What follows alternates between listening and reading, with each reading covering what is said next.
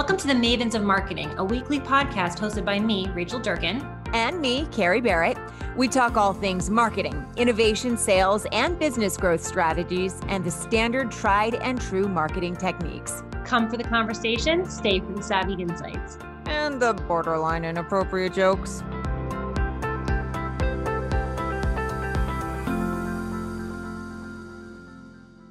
Welcome to this episode of the Mavens of Marketing. We love you guys and are so glad that you've hung with us through our launch of this podcast.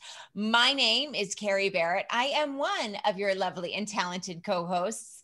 The other, of course, is Rachel Durkin. Hey, Rach. Hello, hello. How's everybody doing today? I'm all right. You look fabulous. I love you in that blue. Thank you. I love you in your little. Well, I generally don't wear evening attire prior to evening attire. I can't tell on Zoom. Well, it's a dress. It's a dress. But I have this real quick promo shoot I have to do after this.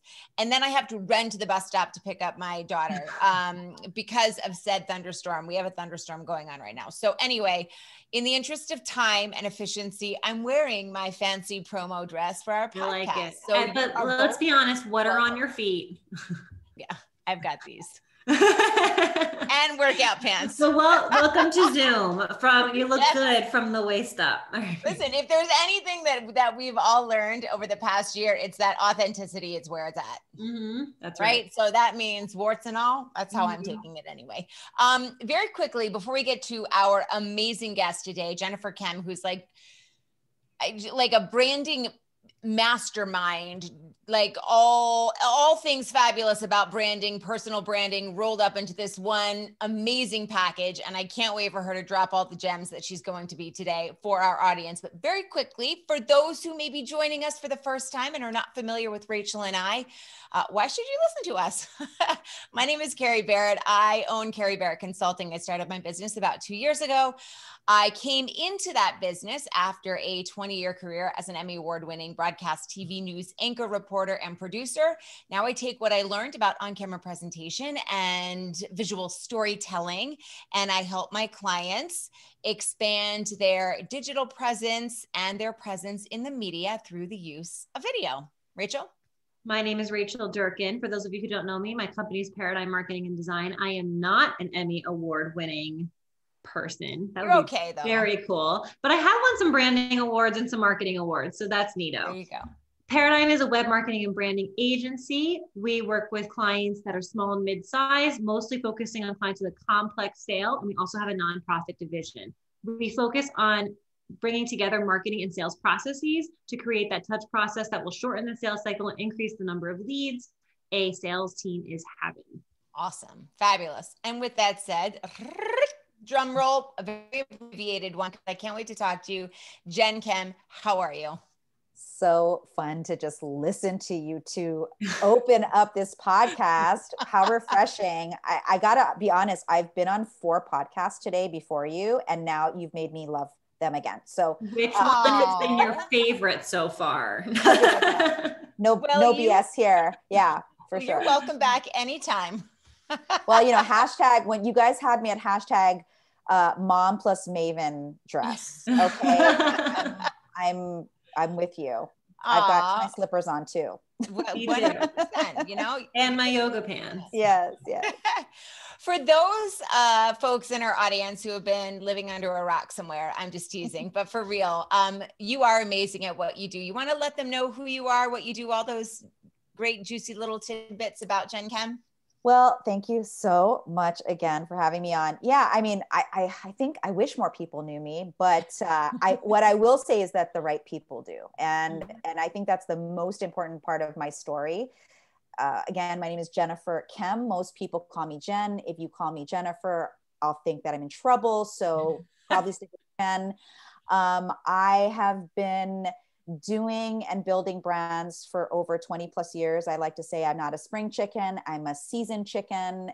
Everything we do here tastes very good because it's been around and tested and done well. But so what we do at my company, Master Brand Institute, is we help experts and entrepreneurs build brands that help them get seen, heard, and paid online and offline more. And I've been CEO and founder of this company for the past decade. But prior to that, I actually left the corporate world. I didn't think I was going to be an entrepreneur and a business owner. I worked in the corporate world. My last job was VP of marketing at a top 15, Fortune 15 company, where I left after being passed up for a promotion and realized that I had no full control over my future self or my future life. And I had two daughters who were in or preteens at the time. And I asked myself, is this kind of how I want to live my life, or do I want to live it a little differently? And so I made that leap into entrepreneurship at that time. And I've never looked back. I grew up in a small, tiny plantation town in Hawaii, but I live now in the San Francisco Bay Area, the heart of innovation in Silicon Valley, with my husband, my youngest child, who is still in the house. He's only 6, so he's going to be around for a while. My 2 adult daughters who are off doing marketing careers of their own, crazy kids. I don't know where they got that from. And our 2 dogs. So that's my life in a nutshell. I love your life, and I love all of the risks and challenges. We've talked before, Jen and I have, about where she came from and where she is now. And I think one of the things that always struck me, and tell me if I'm, left field here, but you have had a very consistent through line, and you may have wavered a little bit or second guessed yourself, but you as a person have had a very consistent personal brand, and you've taken that from where you were in corporate, and what you do now is certainly different, but that through line is central. So I'm going to start with a really basic question, and it's one that I get a lot. I work with a business owner who is primarily known for their business. And they're like, well, why do I need to establish a personal brand? And what's the difference between the two? And is there overlap? Can I do this? Can I do that? Can you dive into that a little bit? What is the difference between the two? Do you need to have a personal and a business brand? And do they overlap? It's like a 55-part question. I am sorry. No, I love it because I get the same. So, and I think it's one of the number one questions in today's world. And whether you're listening to this now or 10 years from now, I think what I'm about to say is relevant. And the thing is, we're out of the era where you didn't have to build a personal brand. We are out of that era. The era basically ended in about like 1996. Okay. So since 1996, the only reason that you would create a personal brand is if you were a guru, like a personal development guru of some type, right? Mm-hmm. A la Tony Robbins and that crowd. Or actually, if you're listening and you're a former or current corporate person, you actually probably understand this better. You had to build a personal brand inside of the company to ascend the corporate ladder, mm-hmm. because you were known as that person. Or obviously too, Kerry, you probably get with this, is if you're in entertainment or media or broadcast, obviously you have a personal brand. But prior to the late 90s, that was fine. You didn't need one to grow a business because businesses were mainly hired and looked at as corporate, or even if you were a small business, they looked at what you sold. They looked at what you offered. Now with social media and digital marketing, it is actually the era of the personal brand. And what that means is, it doesn't mean that your personal brand is 100% needed to sell what you have. But what it does mean is that people trust the founder more. They want to understand the story of the founder. They want to understand where they came from and why they created this. And what's interesting is, even though I said this was like a late 90s transition, the truth is like, if you think of any of the great founders of the world, of any business, and all founders, all business owners started across a kitchen table, in a garage, or at a diner with a friend writing on a napkin. Their big idea, right? And some of them chose to become like Jeff Bezos and Steve Jobs and create huge jillion companies. And some of us who were sitting across the table from somebody or in the garage with somebody created a business that works for our lives. But either way, people still love the founder story. And so it is really important that, your personal brand is imbued at least into your company brand. And so it's almost unavoidable now. You'll be a dinosaur if you don't. And I think I want to do one more nuanced thing there. I get this a lot. Is a personal brand scalable? if I put too much of my personal brand into my business brand, will I be able to scale the company? And I'm like, yes, if you keep talking about what you sell while you're getting people to love your story and why you did it to begin with. So the difference is that now your personal brand becomes actually a marketing asset for your business brand, if you think of it that way. That's how I like to see the difference. So let me take a comment question, or I want your opinion on this. If I look at the last 10 years, I've had a major identity crisis with exactly what we're talking about. Because as I started the business, it was all about me. It was only me, right? I had to sell, I had to, wash dishes, whatever.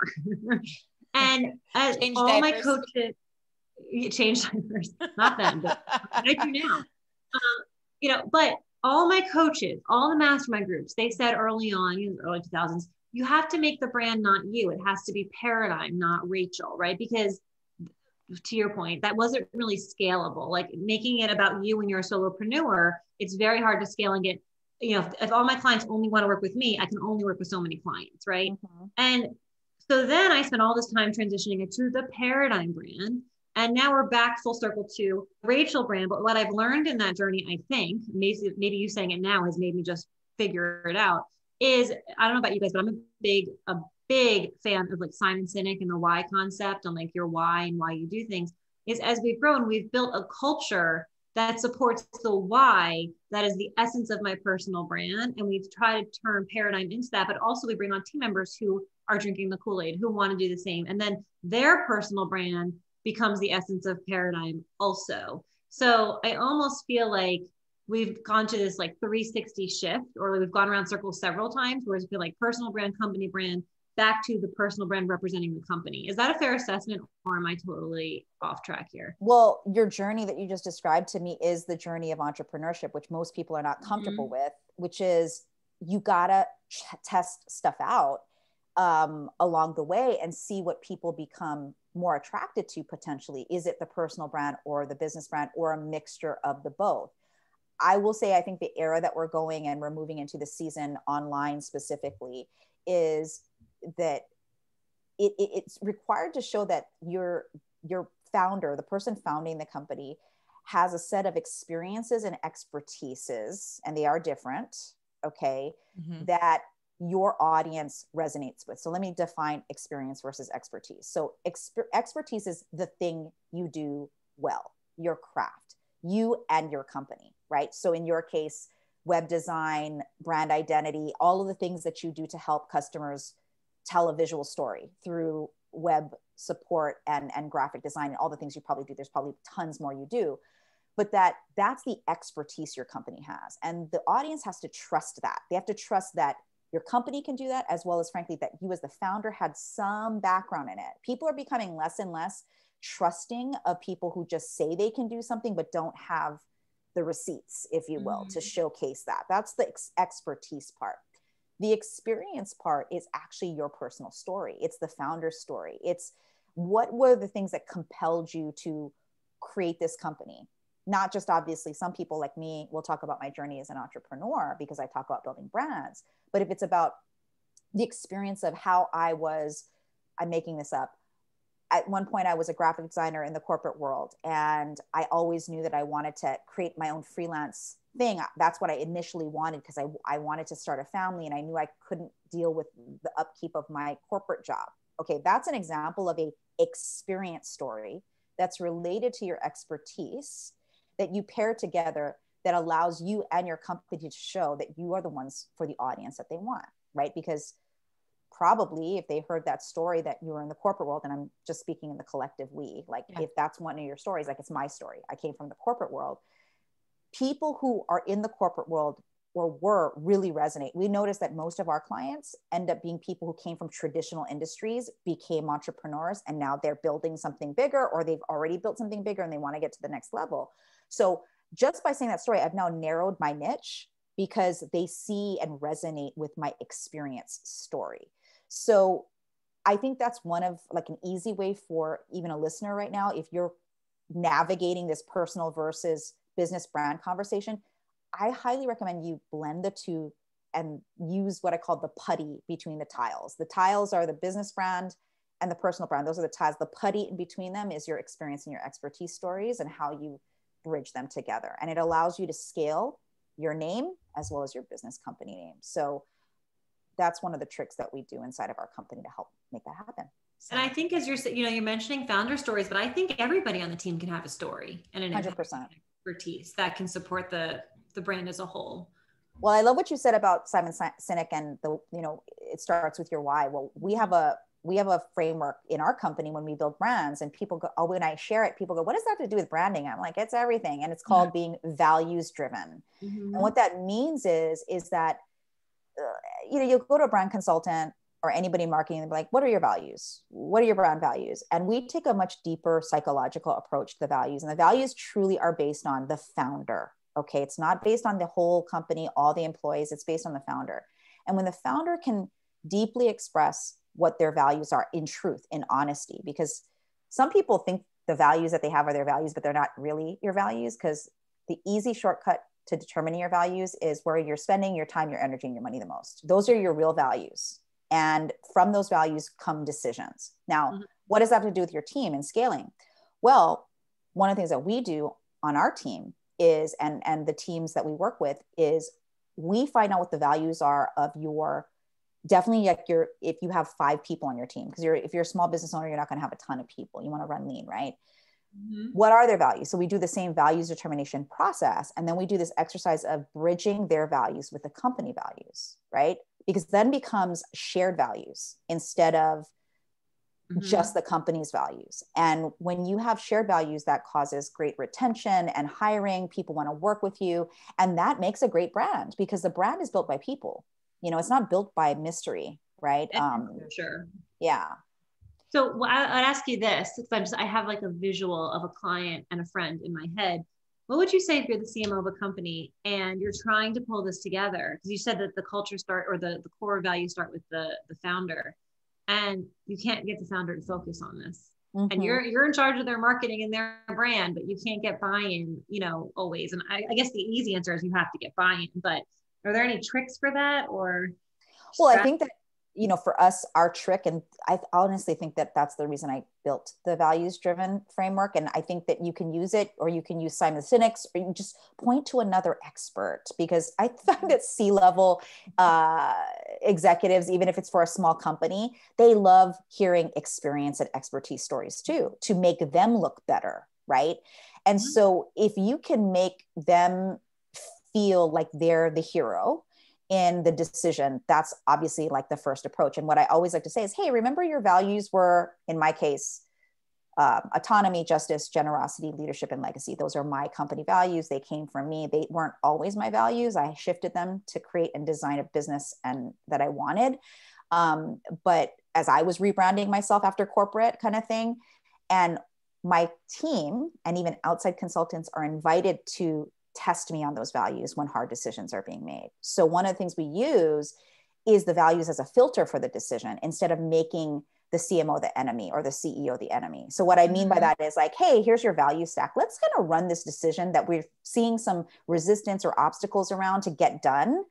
Let's run them through their values and see how they align with them. And when you do that, it's a trick. And it's also very effective to get the obstacle maker, which is typically the leader. And I say that with my hand raised up, because I can be the obstacle too. Right? Like owning that we're the biggest obstacle creators here. That when my team, they've learned how to trick me, if you will. Like, hey, Jen, so we want to do this thing. And I'm like, no, we don't have any space for that, or blah, blah, blah, blah, blah. And they really feel strongly that it's actually going to grow the company in a way that's outside of me, which is good. This is good. Hey, we don't want Jen to be the reason people come and work with Master Brand Institute. So they trick me by using my values against me. I like to think of it as for it's me. Garbage. Yeah, right. So that's kind of something you could use too with your clients even. I think that helps a lot. It makes me feel better that I'm not the only one that does that, because I'm told that I can make an unusual amount of work and that I create the most roadblocks. Absolutely, we do. We're entrepreneurs. That's what we do, is we cause chaos, but that's also why change happens, right? Because nothing ever good in this world came from something cool and simple. It actually came from something hard and needed to be shifted. And it took a lot of velocity and change to do that. And if you're taking the leap of leading a business, even I don't care how small it is or how big it is, you're one of the bravest people on the planet. I really believe that. And also we can't be in our ego about that. We are actually we're on a plane somewhere in our DNA. There was some type of program that was installed in our genetic pool that said, go be crazy. Right. And so I think that like, that's a default thing for entrepreneurs that I wish that but we're dealing with it because we deal with also like the light and the shadow really well, like the good times and also the bad times. Right. We understand that life isn't binary. It's actually more nuanced than we think. Right. And so it's up to us though, at the same time. And then we have all that, we got to go take care of our team too, and make sure that they understand it while we're running a sprint, while they're trying to go slow down. We're in a marathon here, you know? Right. And you're like, well, no, you guys are running a marathon, but I've got 85 sprints that are right in front of me that I'm going to And run. by the way, I got to go pick my daughter up at the bus stop. So that has to happen. Like that's not negotiable. So get it while it's here. Okay. Right. Like that's all the, You don't just bring your screaming 2-year-old to the office with you. Oh, that just, Listen, I have brought my daughter into, when I was in the news business, I would bring her in occasionally. We'd go walk into 30 Rock and it'd be 2:30 in the morning and she was a champ about it. But that was a different day and a different time. And we weren't in lockdown. And now I'm like, I need you to get outside and stay away from me. That sounds terrible. I'm a bad mom. I've accepted it. I'm with you. My follow-up question to that is, you mentioned a couple of really interesting pieces of the puzzle in that answer, Jen, and it was, about building a team that helps build a brand and sort of the through line and how you bring these two pieces together, the tiles and the putty and all that. Is there a consistent set of mistakes that you see people making when it comes to bringing these elements together, something that inevitably everybody does this incorrectly, or they start with this notion that's a complete fallacy? I mean, what are the mistakes that people are making? Okay. So the first one when it comes to building a brand is that branding is about your logo or your website. That's the number one thing. And I don't care what stage of business it is, even when, like, I see great companies who are crushing it. And for some reason, because they have extra money and more time on their hands because they're making so much revenue, that they want to change their brand. Yeah. And I think that's one of the biggest mistakes that they should be focusing on. I think your number one focus is messaging first, and your messaging turns into your visual output. Okay. Mm-hmm. Not visual first, then messaging. So, and I think especially if you're a newer, smaller entrepreneur, small business, that you haven't hit, let's say $250,000 in revenue yet, up until that point, I don't believe you should be caring as much about your logo. You need to look professional, totally. Sure. And you want to be polished to some degree so that people will take you seriously. Right. But even like, I think of bigger brands and where they started. I don't know if you guys have ever seen the first Apple logo, but it is horrendous. It is the ugliest thing you have ever seen in your life. You cannot believe that Steve Jobs, who was known for his meticulousness and clean aesthetic, that he had this hand-drawn picture of Sir Isaac Newton under an apple tree as Apple's first logo. You can't even imagine him being that person, but he was that person. All of us are, that we think the logo is what's going to sell the thing. But I also want to say, as I said, you still have to have professional web assets and things in place. Don't get me wrong. But a lot of people just pour gasoline on their money that they're using to start up their business on that. And I think it's a mistake. I think you need to get something great and you need to pay for solid professional output, but not spend all your money on visual branding. That might be, I think people do that because it's easy, right? It's fun. So much easier, they think, it's tangible. Yep. But also the reason that's a mistake is because your business is going to change so much in the next 12 to 24 months that, go to Vistaprint and get something done quick and then come back, right? That's the point. Exactly. Yep. You nailed it. It's like, go and get what you need to go and prove that your program, your product, your service is something the market wants and needs, and then go zhuzh it up, make it sweeter. So I think that's one of the biggest mistakes people make is they spend a lot of time, and it's because it's an avoidance factor too. It's way more fun. It's tangible. and it's a great avoider of talking to people and telling them about what you do. I'll ask you for one other, is there another big mistake that you see people making? So I think that not getting clear on your offer. And the only way you get clear on your offer is, and making the offer the star of what your brand is. Okay. So we talked about personal versus business brand, right? So the business brand is kind of your company. The personal brand is obviously you. But there's a third brand here that you're not considering, or most people aren't considering, and it's the offer itself. That itself is a brand, right? And it's actually the most important brand, because that's the thing that's going to create the transformation in your audience's life, whatever it is, whether it's a widget or it's coaching or it's software, whatever it is, it's creating a transformation. And that's the brand you should focus on. That thing makes the transformation happen. And the founder, the personal brand, should focus on the stories I just mentioned, expertise and experience. Get that right. And then the third thing is the corporate brand. Those two elements are going to make the corporate brand a brand people want to visit and tell people about. That's kind of how it really works. And people do it the complete opposite, right? So your offer is the Master Brand Institute, and it's almost its own entity. I mean, not entirely, but am I understanding that correctly? No, actually, Master Brand Institute is the company brand. Jennifer Kem is the founder. So I'm the personal brand, right? And then our product or our service is, we have, a program called the Master Brand Program that helps expert entrepreneurs develop their personal and corporate brands. So that part of it, the program itself, is what we spend a lot of time on making sure is excellent, has efficacy, has results. Yeah. And that is what we focus on. And then it makes Master Brand be seen as this entity that can be trusted and that we can, tell people about and say, yeah, our company created this thing. So that's what I mean by the offer. Now I understand. You got to break it down really basic for me. Yeah. If you can draw a picture, even better. Well, I think it's like, think about it this way. This is even probably easier. Is like I use Apple because most people understand that brand. It's like Apple's the company, Steve Jobs is the personal brand, and the offer is the MacBook Pro or the iPhone, right? That's the offer. So like, how did they? It's literally what made Apple the powerhouse that it is today is the iPod. That product made Apple become something in our mouths and our minds that we think and talk about. That's what happened. Prior to that, Steve Jobs was seen as someone pretty crazy and hard to work with. And he was that his entire life. But he was also known for a lot of failure. Like, a lot of products failed. He got fired from his company, right? But then when he created the iPod, it became iconic. And it made Apple iconic. And then they were able to roll out more. In fact, they're now more at risk now because he's gone, because they have no innovation anymore. And that's part of their DNA as a brand and their values as a brand. And that's how it all kind of works together like that.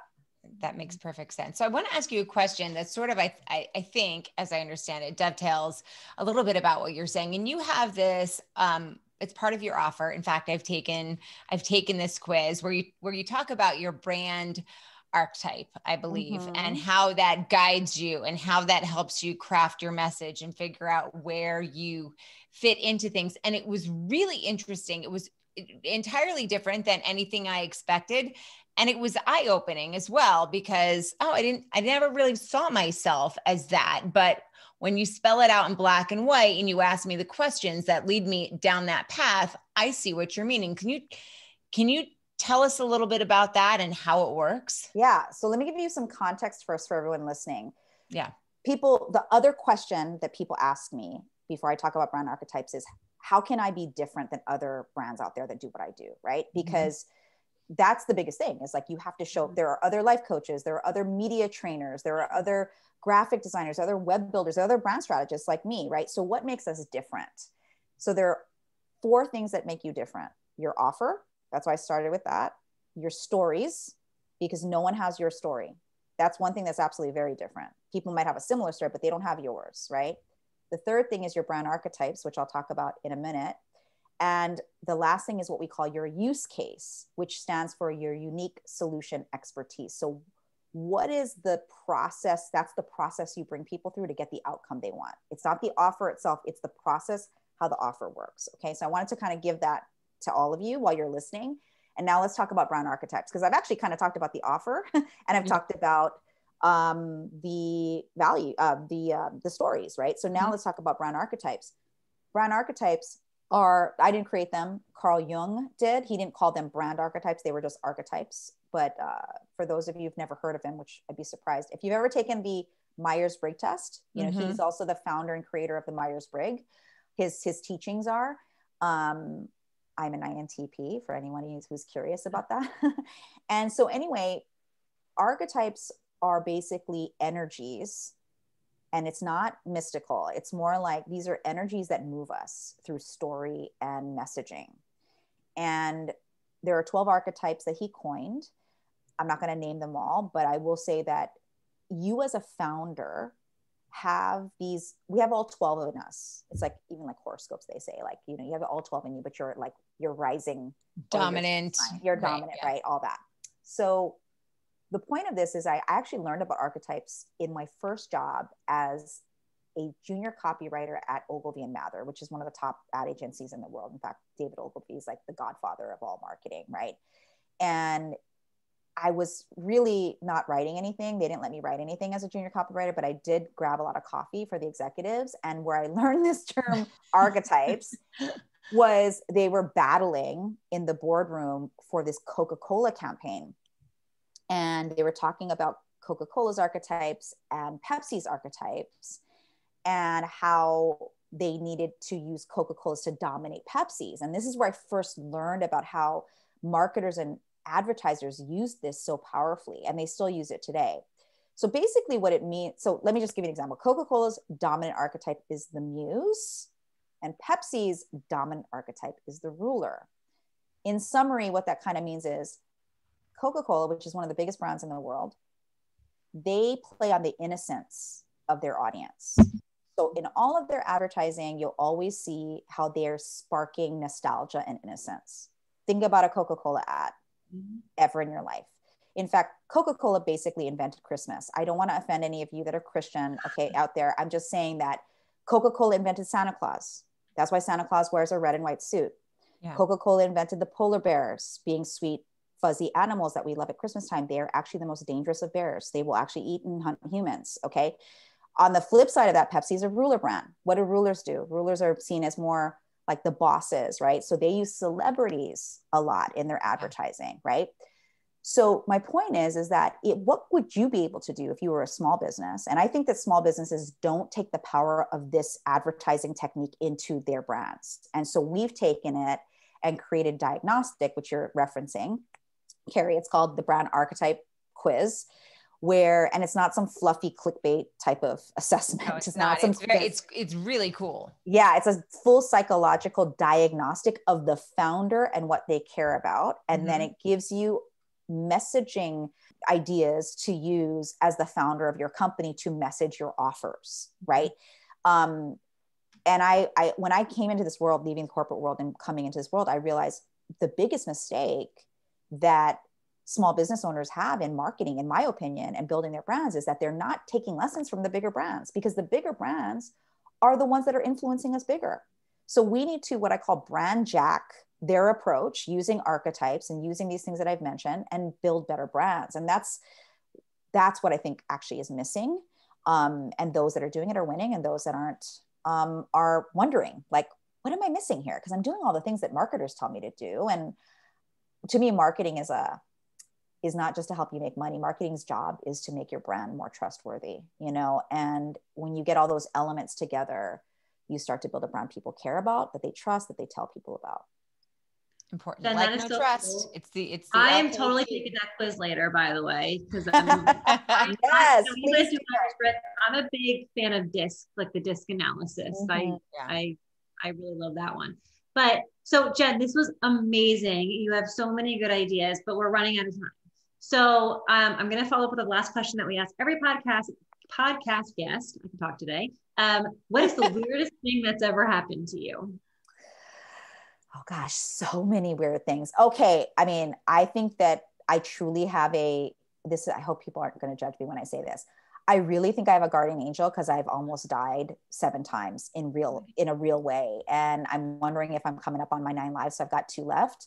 But I think the biggest one was when I was 2, I survived a 3-story fall out of a building and I landed on my head. And my mom actually says that probably is why I am the way I am today. I don't know. But I did. Right? Or did you have to go to the hospital? Oh, for sure. And this is back, this was back in the late 70s, right? When parents, we didn't have cell phones. My parents were at a wedding. My uncle was watching me and he was in the toilet, basically left me outside. And I was leaning against, we lived in a high rise. Oh my God. And they were fixing the windows and I was leaning with my full body weight at 2 years old and it just collapsed under me and I fell out. And he even says to this day, because he's still with us, and he's like, Jenny, I came out of the bathroom and I saw your little feet like leaving the thing. Oh my God. Ran down the stairs so quick. He doesn't even remember getting through the stairwell that quickly. He thought he for sure was going to catch me because of how fast he ran. But I was just laying unconscious in the pavement below. Oh and then, back in the day, if your parents aren't there, you don't have your health insurance cards, all of that. There was a whole thing. And I actually, I'm going to say it publicly. I can't believe I'm doing this, but it's why I have my nickname in my family is Tweet Tweet, because they said I was trying to fly like Tweety Bird, so that's imagine being that uncle. I would have had a heart attack on the way. Oh my God. I still give him a hard time to this day. I'm like, I could have. I would. Yeah. Yeah. By the way, did we just get like breaking news here? Does anybody know that you go by that hashtag? No, and I'm a little hashtag. Maybe I should request that you guys delete it. Tweet. Right, hashtag tweet tweet. I listen, everything that we do to promote this is going to have a hashtag tweet tweet. That's phenomenal. I'm glad you're okay. Oh my God. I am too. My daughter's 2, and that just gives me a terrible feeling. But I will tell you, this is how like spiteful I am. My kids were being a pain in my butt this morning while I was like in a rush trying to get ready. And my daughter was sitting in our master bathroom, like on the edge of the big tub, like throwing things and being, doing what I told her not to do. And I saw her slowly lose her balance and start to fall in the tub. And I didn't go to catch her because I was like, you kind of deserve it. But it wasn't that long. You know what? That's true talk right there. Hashtag mom and Maven talk. Yes, I'm with you. He was fine, but I made a calculated decision at that moment. I was like, I parent, generally speaking, and then I'll shut up. And Jen, I want you to let all of our audience know where they can find you if they're interested in what you do and all that other good stuff. I remember one time I must have been about 3-ish and I swallowed keys. Okay. Like car keys. Wow. And I remember, and I don't know why my parents didn't call 911, but I distinctly remember this. We got in the car and my mom was driving and my dad was holding me by my ankles on the outside of the car trying to get the key. And no Heimlich, no like back blows, but pulling out of the driveway, the key did come out. My point now is a very different thing. Oh my God. Well, at least they were trying. I don't have a nickname and I feel slighted. Yes, they should be. Why didn't they call you like, I don't know, Kiki? I don't know. Dumbass. Probably dumbass. I probably do have a nickname. I have an inappropriate joke in my head that I'm going to share after the podcast is over. I've got the perfect nickname for you now. Oh man.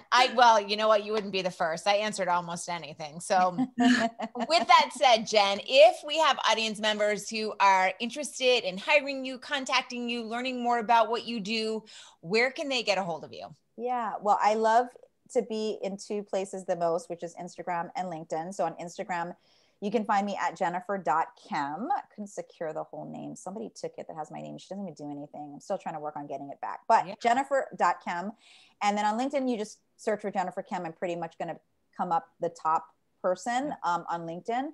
And then if you want to take the quiz that we were referencing, I'm happy to give it to you guys. It's masterbrand.me/Maven. I'll do a special link for you guys so that you know that they came from your show, and you can take the full diagnostic there and learn about yourself. You're awesome. As usual, so many gems. You were fantastic. And thank you so much for your time. Thanks for having me. I truly mean it. This was my favorite podcast today. 100%. Okay, and that's going to be the soundbite that we use to promote the clip. And for our fabulous audience, thanks once again for hanging with us for another episode of the Mavens of Marketing. We'll see you back here next week, same time, same place. See ya. It's a teaser. Coming up on the next Mavens of Marketing, we are speaking to stylist of the stars, Allie Levine. Aside from being a stylist, she has also built a tremendous personal brand through her influencer work and through content creation. So how do you wrap all of those things up into your personal brand? She's got all the secrets for you coming up.